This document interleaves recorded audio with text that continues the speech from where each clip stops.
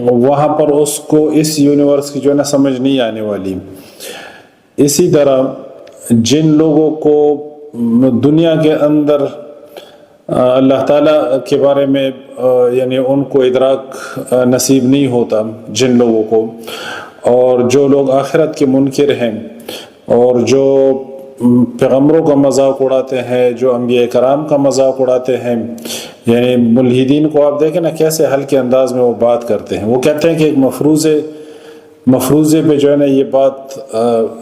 بیس کی گئی ہے کہ ایک غلط مفروضہ ہے کہ کائنات بنی ہے، اور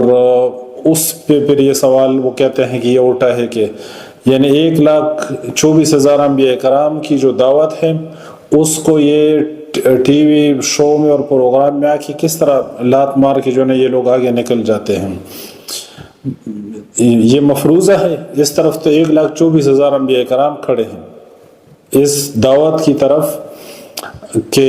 اس کائنات کا کریٹر موجود ہے اور وہ خالق ہے، وہ مالک ہے اور اس کے قبضے میں ساری چیزیں ہیں۔ یہ تو سارے انبیاء کرام کی دعوت ہے، اور انبیاء کرام کی ہستی اللہ تعالیٰ نے کیسے پیدا کی تھی کہ وہ کتنے وہ معصوم ہوتے ہیں، گناہوں سے وہ لوگ پاک ہوتے ہیں انبیاء کرام،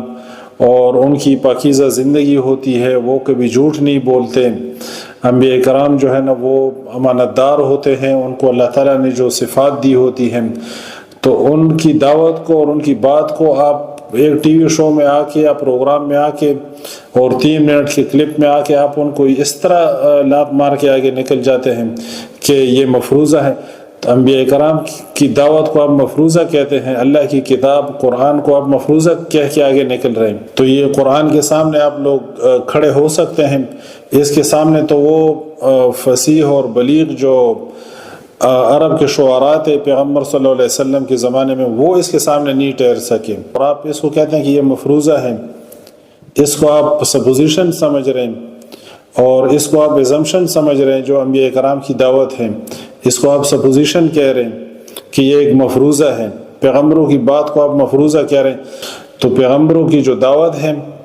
اس کو آپ اتنا آسانی سے جو ہے نا لات مار کے آگے نکل جاتے ہیں۔ تو دنیا میں جن لوگوں کو سمجھ نہیں آتی، ان کی اسی طرح مثال ہے جس طرح ماں کے پیٹ میں آپ بچے کو نہیں سمجھا سکتے کہ باہر جو ہے نا باہر اس طرح کی دنیا ہے اور اس طرح کی یونیورس ہے اور اس طرح کی گلیکسیز ہیں، وہ اس کو نہیں سمجھ میں آئے، وہ کہہ رہے کہ بس سب کچھ یہی ہے جو